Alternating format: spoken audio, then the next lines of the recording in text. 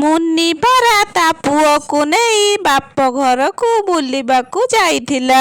ମୁନିର ମା ଗୋଟିଏ ପୋଷା ବିଲେଇ ରଖିଥିଲେ। କାଳୁ ସେ ବିଲେଇ ସହିତ ପ୍ରତିଦିନ ଖେଳୁଥିଲା। ଯେତେବେଳେ ମୁନି ପାରା ନିଜ ଘରକୁ ଆସିବାକୁ ବାହାରିଲା, ତା ପୁଅ କାଳୁ କାନ୍ଦିଲା। ମା ମା, ମୁଁ ଏ ବିଲେଇଟାକୁ ମୋ ସହିତ ନେଇଯିବି। ଆମ ଘରେ ବି ମୁଁ ତା ସହିତ ଖେଳିବି। ନାଇଁରେ ପୁଅ କାଳୁ, ବିଲେଇ ନେଇଗଲେ ତାକୁ ରଖିବା କୋଉଠି? ଆମ ଘରେ ତ ଜାଗା ନାହିଁ। ଆଉ ସିଏ ଖାଇବ କଣ? ମା, ସେ ବିଲେଇର ରହିବା ଖାଇବା ସବୁ ମୁଁ ବୁଝିବି। ତମେ ଜମା ବି ବ୍ୟସ୍ତ ହୁଅନି ମା, ତାକୁ ନେଇ ଚାଲ। ମା ମୁନିରେ, ତୋ ପୁଅର ଯଦି ମନ ଅଛି ତାହେଲେ ତୁ ଏ ବିଲେଇଟା ନେଇଯା। ମା, ତୋର ଏ ବିଲେଇ ଆଇଁଷ ଖାଉଥିବ, ମୁଁ ତାକୁ କୋଉଠୁ ଆଣିକି ଦେବି କହିଲୁ? ଆମର ସେଠି ଜମା ବି ଆଇଁଷ ମିଳିବନି। ନା ରେ ମୁନି, ମୋ ବିଲେଇ ମାଛ ମାଂସ ଖାଏନି। ସେ ପନିପରିବା ନିରାମିଷ ଖାଦ୍ୟ ଖାଏ। ମୁନି ତା ମା ଓ ପୁଅର କଥାକୁ କାଟି ନ ପାରି ସେ ନାଲି ବିଲେଇକୁ ସାଙ୍ଗରେ ଧରି ଆର ପାଖରେ ଥିବା ଜଙ୍ଗଲରେ ନିଜ ଘରକୁ ଫେରିଲା। ଆରେ ମୁନି, ତୁ ଏ ବିଲେଇକୁ କୋଉଠୁ ପାଇଲୁ? ଆକୁ ଆମ ଘରକୁ କାହିଁକି ଆଣିଛୁ? ସେ କୋଉଠି ରହିବ? ଦେଖୁନ, ଏଇ କାଳୁଟା ଭାରି ଜିଦ୍ଦି କଲା, ସେଥିପାଇଁ ମୁଁ ତାକୁ ମୋ ସହିତ ଆଣିବାକୁ ବାଧ୍ୟ ହେଲି। ଆଉ କଣ କରିଥାନ୍ତି? ଭଲ ହେଲା ମୁଁ ସେ ଜଙ୍ଗଲରେ ଏକୁଟିଆ ଥିଲି। ମୋ ସହିତ କେହି ଖେଳିବାକୁ ନଥିଲେ। ମୁଁ ଆଜିଠୁ ଏଇଠି ରହିବି। ଆଉ ଖେଳିବି। ହଉ ନାଲି, ତୁ ଏଇଠି ରହ।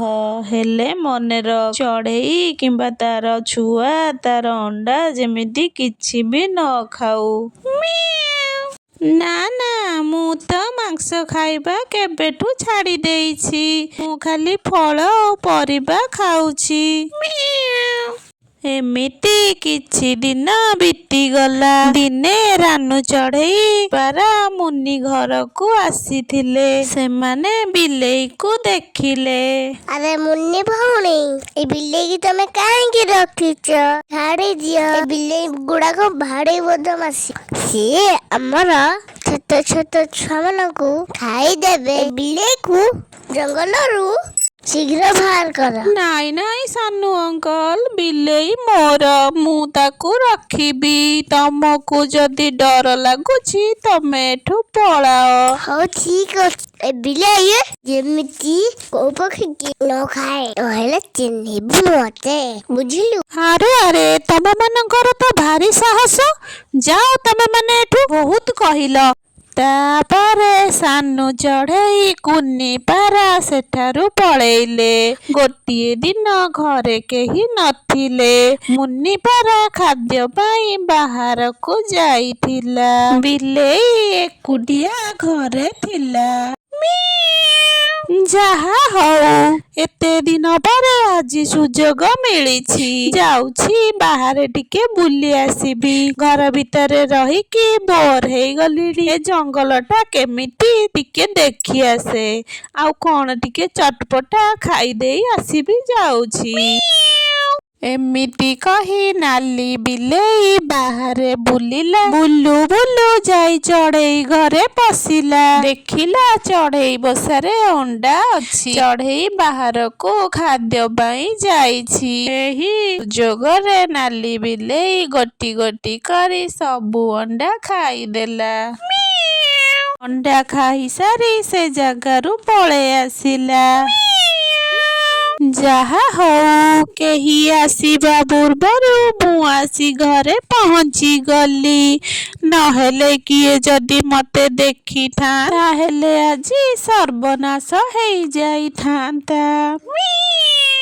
ସନ୍ଧ୍ୟା ହେଇଗଲା। ରାନୁ ଆସି ଦେଖିଲା ତା ବସାରେ ଅଣ୍ଡା ନାହିଁ। ସେ କାନ୍ଦି କାନ୍ଦି ସାନୁ ଚଢ଼େଇ ପାଖକୁ ଗଲା। ସାନୁ ଭାଇ, ମୋ ଅଣ୍ଡା, ମୋ ଅଣ୍ଡା, ସାନୁ ଭାଇ। ରାନୁ ଭଉଣୀ ତମର କଣ ହେଲା? ମୋ ଅଣ୍ଡା କୁଆଡେ ଗଲା? ତମେ କାନ୍ଦୁଛ କାହିଁକି? କୁହ। ମୁଁ ଖାଦ୍ୟ ପାଇଁ ବାହାରକୁ ଯାଇଥିଲି। ମୋ ଅଣ୍ଡା ସବୁ ବସାରେ ରଖିଥିଲି, ହେଲେ ଆସିକି ଦେଖିଲି ଗୋଟେ ବି ଅଣ୍ଡା ନାହିଁ। ରାନୁ ଭଉଣୀ ଏମିତି କେମିତି ସମ୍ଭବ? ସେତିକି ବେଳେ ମିଟୁ ଶୁଆ ଆସିଲା। ତମେ ମାନେ ମାନ କି ନ ମାନ, ମୁଁ ଜାଣିଛି ଏସବୁ ସେଇ ନାଲି ବିଲେଇର କାମ, ଯାହାକୁ ମୁନି ଚଢ଼େଇ ତା ଘରେ ରଖିଛି। ହଁ ମିଟୁ ଭାଇ, ମତେ ବି ସେଇଆ ଲାଗୁଛି। ଚାଲ ତା ଘରକୁ ଯିବା, ସବୁ କଥା ଜଣା ପଡିବ। ବୁଝିପାରିଲ? କଣ କହିଲୁ ରାନୁ? ମୋ ବିଲେଇ ତ ମାଂସ ଖାଏନି। ଯଦି ତୋ ଅଣ୍ଡାକୁ ମୋ ବିଲେଇ ଖାଇଛି, ପ୍ରମାଣ କଣ କହ? ମୁନି ଭଉଣୀ ତମେ କୁହ, ଯଦି ସେ ମୋ ଅଣ୍ଡା ଖାଇନି ତାହେଲେ ମୋ ଅଣ୍ଡା ସବୁ କୁଆଡେ ଗଲା? ଯା ଏଠୁ। ଆମେ କେମିତି କହିବୁ ତୋ ଅଣ୍ଡା ସବୁ କୁଆଡେ ଗଲା? ଆମ ନାଲି କେବେ ବି ଏମିତି କରିପାରିବନି। ଏମାନେ ସବୁ ମିଛ କହୁଛନ୍ତି। ମୁଁ ତ ଘରୁ ବାହାରିନି, କୁଆଡେ ବି ଯାଇନି। ମୁଁ କେମିତି ଅଣ୍ଡା ଖାଇବି? ମତେ ଲାଗୁଛି ଚଢ଼େଇ ମାନଙ୍କୁ ମୋର ଏଠି ରହିବାଟା ବୋଧେ ପସନ୍ଦ ଆସୁନି, ସେଥିପାଇଁ ମୋ ନାଁରେ ମିଛ କହୁଛନ୍ତି। ପାଟି ବନ୍ଦ କର ନାଲି ବିଲେଇ। ତୁ ମୋ ଅଣ୍ଡା ଖାଇଛୁ, ମୁଁ ତତେ କେବେ ବି ଛାଡ଼ିବିନି। ଚଢ଼େଇ ମାନଙ୍କୁ ମିନୁ ତା ଘରୁ ବାହାର କରିଦେଲା। ଚାଲ ଚାଲ କାଳୁ, ଆମେ ଯାଇ ବାହାରେ ଖେଳିବା। ଯାରେ କାଳୁ, ତୋ ବିଲେଇ ସହିତ ଖେଳିବୁ ଯା। ମୁଁ ଦେଖିବି ଆମ ନାଲିକୁ ଏ ଜଙ୍ଗଲରୁ କିଏ ବାହାର କରିବ। ପୁଅ ଜଗୁ, ତୁ ଜମା ବି ଘରୁ ବାହାରିବୁନୁ। ଏ ନାଲି ବିଲେଇ ଭାରି ବଦମାସ। ସେ ଚଢ଼େଇ ଛୁଆମାନଙ୍କୁ ଖାଇଯାଉଛି। ସାବଧାନରେ ଘରେ ରହିବୁ, ବୁଝିଲୁ ନା? ବିଲେଇ ପାଟିରେ ଆଇଁଷ ଲାଗିଛି। କିଛି ଦିନ ପରେ ସୁଯୋଗ ଦେଖି ରାତିରେ ପୁଣି ଘରୁ ବାହାରିଲା। କିଛି ବାଟ ଯାଇ ମିଟୁ ଶୁଆ ଘରେ ପଶିଲା। ସେଠି ସେ ଅଣ୍ଡା ଖୋଜିଲା, ହେଲେ ଅଣ୍ଡା ପାଇଲାନି। ଦେଖିଲା ମିଟୁ ଶୁଆ ତା ବସାରେ ଶୋଇଛି। ସେ ମିଟୁ ଶୁଆକୁ ଖାଇବା ପାଇଁ ମନେ ମନେ ସ୍ଥିର କଲା ଓ ମିଟୁ ଶୁଆ ଉପରକୁ ଡେଇଁ ପଡ଼ିଲା। ବଞ୍ଚାଅ ବଞ୍ଚାଅ, କିଏ କୋଉଠି ଅଛ? ବଞ୍ଚାଅ। ମିଟୁ ଏମିତି ପାଟି କଲା, ହେଲେ କେହି ବି ଆସିଲେନି। ନାଲି ବିଲେଇ ମିଟୁ ଶୁଆକୁ ଖାଇଦେଲା ଆଉ ଶୀଘ୍ର ଶୀଘ୍ର ଘରକୁ ଫେରି ଆସିଲା। ତା ପରଦିନ ସକାଳ ହେଲା। ଚଢ଼େଇ ଯାଇ ମିଟୁ ଘରେ ପହଞ୍ଚିଲା। ଆରେ ଆରେ, ସବୁ କଣ ହେଲା? ମିଟୁ ଶୁଆକୁ କିଏ ଖାଇଦେଲା? ସେ ନାଲି ବିଲେଇ ବୋଧେ ଆମ ମିଟୁକୁ ମାରି ଦେଇଛି। ମୁନି ଭଉଣୀ, ଯଦି ରାନୁ ଭଉଣୀ ଅଣ୍ଡାକୁ ତମ ବିଲେଇ ଖାଇନି, ତାହେଲେ ମିଟୁ ଭଉଣୀକୁ କିଏ ମାରି ଖାଇଲା? ବିଲେଇ ସେଇଠି ମିଛରେ ଶୋଇବାର ନାଟକ କରୁଥିଲା। ତମମାନଙ୍କର କିଛି ବି କାମ ନାହିଁ, ପୁଣି ପଳେଇ ଆସିଲ? ନାଲି ତ ଏପର୍ଯ୍ୟନ୍ତ ଶୋଇଛି, ଉଠିନି, ଆଉ ସେ ମିଟୁକୁ କେମିତି ଖାଇଲା?